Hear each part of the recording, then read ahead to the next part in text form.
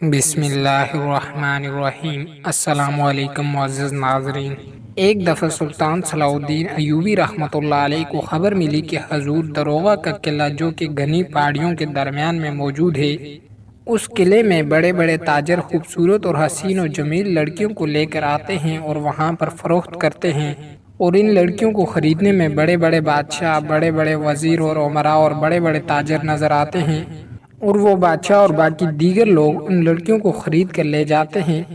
ان میں سے تو کئی ان سے کام لیتے ہیں، کئی اپنی خدمت کے لیے خریدتے ہیں، کئی ان سے اپنی جسم کی ہوس مٹاتے ہیں، اور جو رحم دل ہوتے ہیں وہ ان سے شریعت کے مطابق نکاح کر لیتے ہیں۔ تو سلطان صلاح الدین ایوبی رحمۃ اللہ علیہ نے وزیر کو کہا، پھر تو اس قلعے کو فتح کرنا چاہیے۔ تو اتنے میں وزیر بولا، جی ہاں سلطان معظم، آپ درست فرما رہے ہیں، لیکن اس سے پہلے ایک پریشانی کی بات یہ ہے کہ مصر سے تقریباً 1000 میل کے فاصلے پر ایک ایسی ریاست ہے جس میں ایک مسلمان بادشاہ حکومت کرتا تھا۔ اس کے محل میں موجود غداروں نے محل پر قبضہ جما لی اور اس بادشاہ کو بھی قید کر لیا، اور اس کے تخت پر اپنی مرضی کا ایک اور بادشاہ بیٹھا دیا۔ تو سلطان صلاح الدین ایوبی رحمۃ اللہ علیہ نے کہا کہ ان کا مقصد کیا ہے؟ تو وزیر نے کہا، سلطان معظم، ہمارے جاسوسوں کی خبر کے مطابق وہ بادشاہ آپ کے ساتھ الحاق کر کے اپنی تجارت کو مزید فروغ دینا چاہتا تھا اور اپنے علاقے میں امن قائم کرنا چاہتا تھا، لیکن اس کے محل میں موجود دشمنوں کے جاسوسوں اور غداروں کو یہ بات پسند نہیں آئی، اور انہوں نے اس کو قید کر کے اس کی سلطنت چھین لی، اور وہ جانتے تھے کہ شہزادی یہ سب کبھی نہیں ہونے دے گی، تو انہوں نے شہزادی کو ایک بڑے تاجر کے ہاتھ میں فروخت کر دیا۔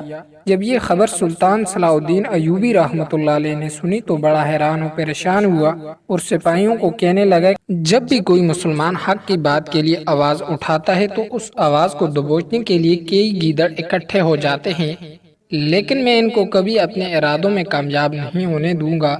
تو اتنے میں علی بن سفیان نے سلطان صلاح الدین ایوبی سے فرمانے لگا، سلطان معظم، اب آپ کیا کریں گے؟ تو سلطان صلاح الدین ایوبی رحمۃ اللہ علیہ نے کہا کہ میں اس قلعے کے اندر جاؤں گا اور سب سے پہلے اس شہزادی کو خرید کر آزاد کراؤں گا، اور اس کے بعد میں اپنا لشکر لے کر اس محل پر حملہ کروں گا اور اس میں موجود قید بادشاہ کو آزاد کروا کے ظلم کو مٹا دوں گا۔ تو اتنے میں سلطان کا وزیر کہنے لگا، سلطان معظم، اس قلعے کے اندر سینکڑوں کی تعداد میں لڑکیاں خرید و فروخت ہوتی ہیں، تو آپ کو کیسے پتہ چلے گا کہ ان میں سے کون سی شہزادی ہے؟ آپ ان ساری لڑکیوں کو تو نہیں خرید سکتے۔ تو سلطان صلاح الدین ایوبی رحمۃ اللہ علیہ نے کہا کہ سلطان کی آنکھیں اتنی کمزور نہیں کہ ایک عام عورت اور ایک جنگجو شہزادی میں فرق نہ کر سکے۔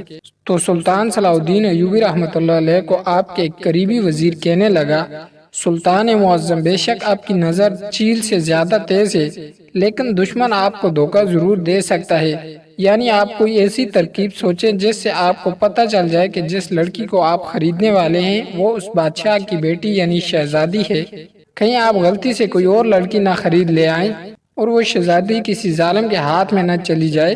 تو سلطان صلاح الدین ایوبی رحمۃ اللہ علیہ تھوڑی دیر سوچنے میں مصروف ہو گئے، اور تھوڑی دیر سوچنے کے بعد سلطان صلاح الدین ایوبی رحمۃ اللہ علیہ پریشانی کے عالم میں بیٹھا تھا۔ اتنے میں ایک سپاہی اندر آیا اور کہا، سلطان معظم، ایک باہر بوڑھا بزرگ بھیک مانگ رہا ہے۔ سلطان صلاح الدین ایوبی رحمۃ اللہ علیہ نے کہا، اس کو اندر آنے دیجیے، کیونکہ سلطان صلاح الدین ایوبی رحمۃ اللہ علیہ نے اپنے دربار سے کبھی کسی بیگاری کو خالی ہاتھ نہیں لوٹایا۔ سلطان صلاح الدین ایوبی رحمۃ اللہ علیہ کے سامنے جب وہ بوڑھا حاضر ہوا تو سلطان کو بوڑھا کہنے لگا، سلطان معظم، بے شک میں آپ کی آنکھوں میں دیکھ سکتا ہوں کہ آپ اپنی زندگی میں ایسی ایسی فتوحات حاصل کریں گے جن پر دشمنوں نے کئی صدیوں سے قبضہ کر رکھا ہے، اور آپ کی نظروں میں ہمارے پیارے نبی آخر الزماں حضرت محمد مصطفیٰ صلی اللہ علیہ وسلم کا عشق صاف دکھائی دیتا ہے۔ سلطان صلاح الدین ایوبی رحمۃ اللہ علیہ بڑا حیران و پریشان ہوا۔ دوستو، بہت سارے لوگوں کے دلوں میں یہ خیال پیدا ہوتا ہے کہ سلطان صلاح الدین ایوبی رحمۃ اللہ علیہ نہ کسی سلطان کا بیٹا تھا اور نہ ہی سلطان کا خاندان کوئی شاہی خاندان تھا۔ دوستو، اس بات کو آئیے وضاحت سے بیان کرتے ہیں اور یہاں آپ کو بتاتے ہیں کہ کس طرح سلطان صلاح الدین ایوبی رحمۃ اللہ علیہ ایک عام مدرسے کے طالب علم سے اتنی بڑی سلطنت کا مالک کیسے بنا؟ سلطان صلاح الدین ایوبی رحمۃ اللہ علیہ کے باپ کا نام نجم الدین ایوبی تھا، جو کلاتریت کا حاکم تھا۔ اس موقع پر جب سلطان کی پیدائش ہوئی تو ان کے باپ کو اس احداث سے سبکدوش کر دیا گیا۔ سلطان کا بچپن اور جوانی کا ابتدائی دور دمشق اور بالوقت میں گزرا، جہاں ان کا باپ پہلے عماد الدین اور پھر نور الدین زنگی کے ماتحت ان علاقوں کا گورنر رہ چکا تھا۔ سلطان نے بالوقت کے دینی مدرسوں اور دمشق کے جامع مسجد میں تعلیم حاصل کی۔ سلطان کو بچپنی سے دینی تعلیم حاصل کرنے کا بے حد شوق تھا۔ ان دنوں صلیبیوں سے مسلمانوں کی جنگیں زور پر تھیں اور سلطان نور الدین زنگی کے کارناموں نے کامیابیوں کے جھنڈے گاڑ دیے۔ سلطان صلاح الدین کی مجاہدانہ زندگی کا آغاز سلطان نور الدین زنگی کے دربار سے ہوا تھا۔ 25 سال کی عمر تک سلطان نے پاکیزہ اور بے داغ زندگی گزاری۔ سلطان نور الدین زنگی کے دربار میں سلطان صلاح الدین کا چاچا شیر سپہ سالار تھا۔ جب اسے مصر کی مہم پر بھیجا گیا تو اس نے اپنے بھتیجے کا جذبہ دیکھ کر اسے بھی اپنے مہم پر اپنے ساتھ لے لیا۔ اب سلطان نے مخالفین کو شکست دے کر مصر پر ممکن کنٹرول حاصل کر لیا تو سلطان نور الدین زنگی نے اسے خط لکھا کہ فاطمی خلیفہ کا خطبہ جاری کیا جائے، لیکن سلطان نے معذرت کر دی۔ تھوڑے عرصے کے بعد اصلد فاطمی کا انتقال ہو گیا اور اس کے ساتھی فاطمی خاندان سے جب بھی کوئی حکومت کا دعوے دار نہ رہا۔ ان حالات میں 567 ہجری میں مصر میں عجوبی حکومت کی بنیاد پڑی۔ ادھر سلطان نور الدین زنگی کی وفات کے بعد اس کا بیٹا جانشین بنا، مگر کم عمری کی وجہ سے امراء اور وزراء میں اقتدار کے حصول کے لیے جنگ چھڑ گئی اور آخر کار سلطان صلاح الدین ایوبی رحمۃ اللہ علیہ نے آ کر حکومت سنبھال لی۔ دمشق میں سعدل دون کی حکومت قائم ہوئی۔ بزر اس قدر کمزور تھی کہ صلیبیوں سے مقابلہ کرنے کی اہلیت نہ رکھتی تھی۔ پیش نظر سلطان نے اہل دمشق کی دعوت قبول کر لی اور وہ پورے علاقے کو صلیبیوں سے پاک کرنا چاہتا تھا، مگر اندرونی حالات کی خرابی اور عیسائی حکمرانوں کی مسالیت اس کے آڑے آ رہی تھی۔ ریجنال نے جو صلیبیوں کو سرغنہ تھا بظاہر مسالیت کر لی، لیکن صلح کے باوجود اس نے مسلمان کافروں اور تاجروں کو لوٹنا شروع کر دیا۔ ریجنال کے قتل کے بعد یروشلم کے عیسائی حکومت کی جڑیں کٹ گئیں اور صلیبیوں نے فیصلہ کن جنگ کا اعلان کر دیا۔ تمام حکمرانوں نے اپنی فوجیں اکٹھی کر لی۔ دوسری طرف صفوریہ اور تبریہ کے درمیان سلطان نے پہلے ہی مسلمان فوجیں متعین کر دی تھی۔ جو ہی وہ صفوریہ سے تبریہ کی طرف نکلے، 583 ہجری میں اسلامی اور عیسائی فوجوں کے درمیان لوبیا کے مقام پر زبردست مقابلہ ہوا۔ صلیبیوں نے ہتھیار ڈال دیے اور کوئی حتین میں جا چھپے۔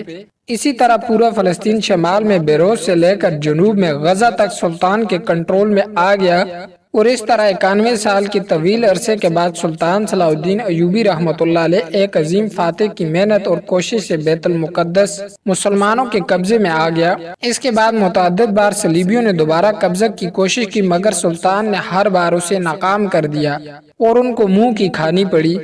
بیت المقدس میں سلطان کی عملداری نے پورے یورپ کے مذہبی جذبات کو اس قدر بھڑکا دیا کہ یورپ کے 3 بادشاہوں، انگلستان کے بادشاہ ریجر، فرانس کے آگستان اور جرمنی کے فریڈرک باربروسا نے متحد فوجیں جمع کی جو بیرا روم سے مکہ تک پہنچ گئیں۔ سلطان نے ان سے لیبرتاد آدما ہونے کے لیے اسلامی ممالک کے حکمرانوں سے مدد طلب کی، جو کہ نہ مل سکی اور آخر کار اسے خود ہی مقابلہ کرنا پڑا۔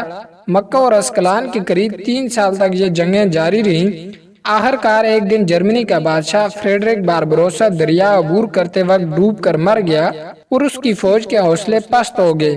ادھر بادشاہ انگلستان اور فرانس بیمار ہو جانے پر صلح کی درخواست کر دی، مکہ اور اسکلان کے سینی علاقوں کے قبضے کو تسلیم کر لیا اور ان کو بیت المقدس کی زیارت کی اجازت دے دی گئی اور اسی طرح 100 سالہ جنگ 588 میں ختم ہو گئی۔ سلطان صلاح الدین ایوبی رحمۃ اللہ علیہ صرف اسلام کا سپاہی تھا بلکہ ایک عظیم فاتح انسان تھا اور فرادیلی میں اس کا کوئی ثانی نہیں تھا۔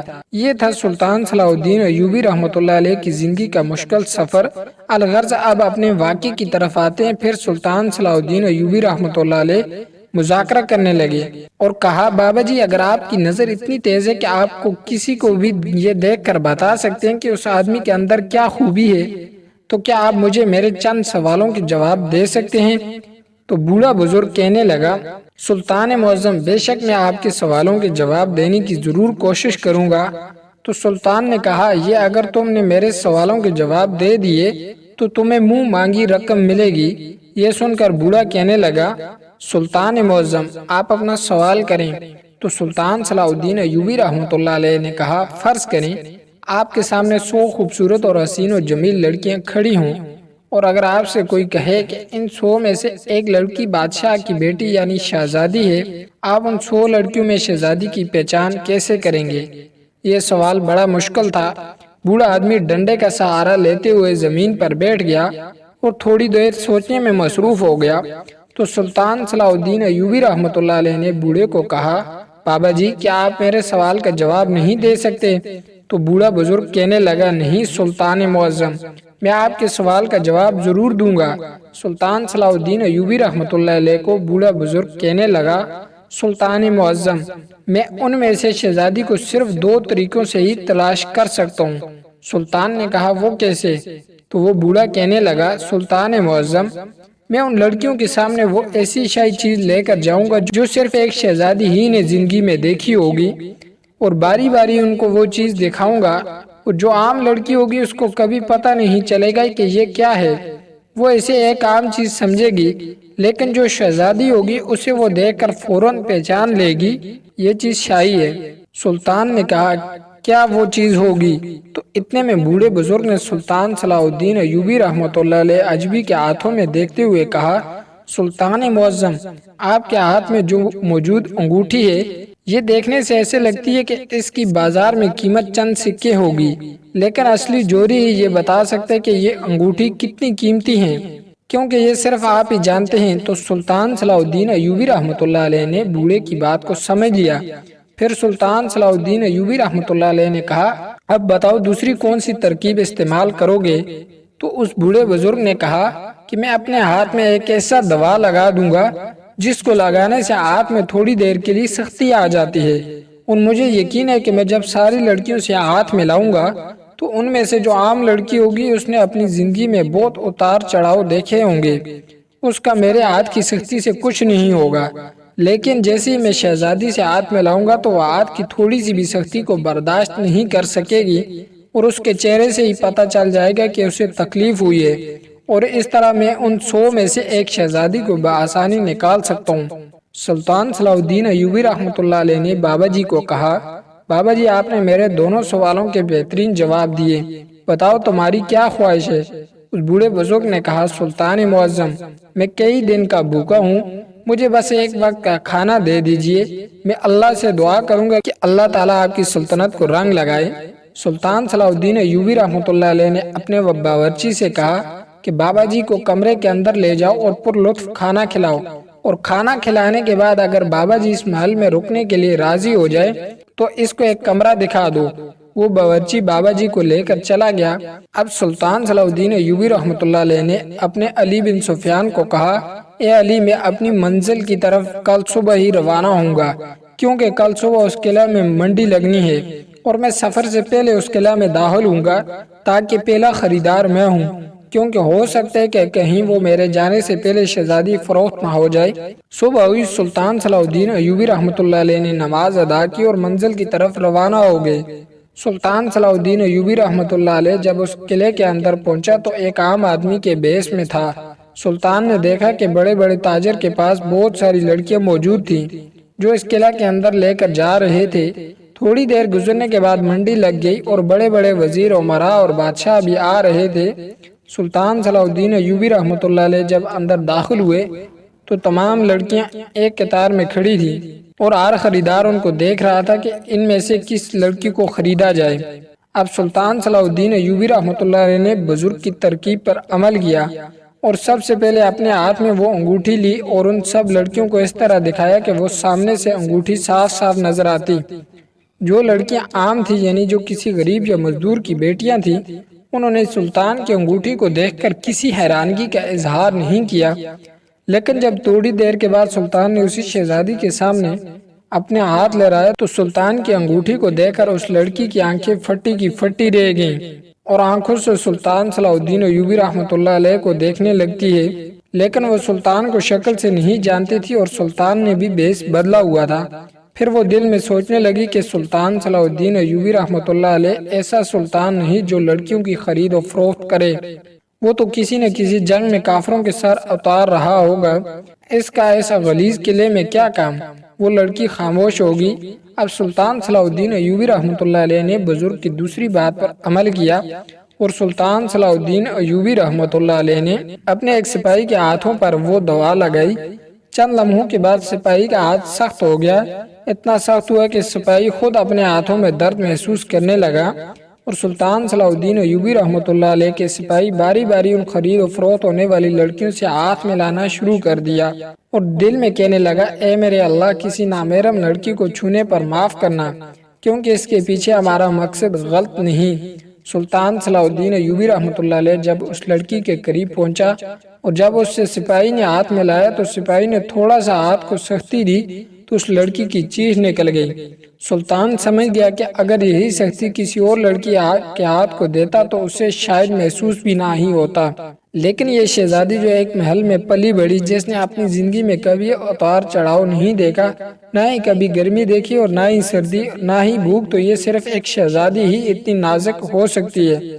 سلطان صلاح الدین ایوبی رحمۃ اللہ علیہ نے ایک عام تاجر کے بھیس میں اس شہزادی کو دگنی قیمت میں خرید لیا اور وہاں سے روانہ ہو گیا۔ اب سلطان صلاح الدین ایوبی رحمۃ اللہ علیہ محل میں واپس آ گیا اور اس لڑکی کو ساری صورتحال سے آگاہ کیا اور کہا کہ اب تم اپنے بابا کو آزاد کرانے میں ہماری مدد کرو گی۔ اب سلطان صلاح الدین ایوبی رحمۃ اللہ علیہ نے بڑی ہی عقل مندی سے ایک بہترین حکمت عملی بنائی اور اس بادشاہ کے محل میں خفیہ راستے سے داخل ہو گیا، اور سلطان کے اشارہ کرتے ہی سلطان کے سپاہیوں نے ان غداروں پر حملہ کر دیا اور ان تمام غداروں کو مار دیا، اور اس کے بعد سلطان صلاح الدین ایوبی رحمۃ اللہ علیہ کی مدد سے وہ بادشاہ پھر سے تخت نشین ہوا، اور سلطان صلاح الدین ایوبی رحمۃ اللہ علیہ اس بادشاہ کو الوداع کہہ کر واپس اپنے محل کی طرف روانہ ہو گیا۔ اور سلطان صلاح الدین ایوبی رحمۃ اللہ علیہ اس وزیر سے پوچھا کہ وہ بابا کہاں ہیں؟ تو وزیر نے بتایا، حضور وہ بابا جی کھانا کھا کر اسی وقت ہی چلا گیا تھا، میں اس وقت تک چین کی سانس نہیں لوں گا جب تک اس قلعہ کو فتح نہیں کر لیتا، کیونکہ جس جگہ پر ہماری بہن بیٹیوں کی عزت کی بولی لگائی جاتی ہے میں اس قلعہ کو ٹکڑے ٹکڑے کر دوں گا۔ اور اس کے بعد سلطان صلاح الدین ایوبی رحمۃ اللہ علیہ نے اس قلعے کو چند دنوں کے اندر اندر فتح کر لیا، اور وہاں اس قلعے کے اندر ایک بڑا سا مدرسہ بنوا دیا، اور کہتے ہیں وہ مدرسہ کئی سالوں تک چلتا رہا، جس میں بڑے بڑے علماء نے تعلیم حاصل کی۔ معزز ناظرین، امید کرتے ہیں کہ آپ کو سلطان صلاح الدین ایوبی کی زندگی کا یہ واقعہ پسند آیا ہوگا۔ اسی طرح کی مزید ویڈیوز دیکھنے کے لیے ہمارا یوٹیوب چینل سبسکرائب کریں۔ جزاک اللہ۔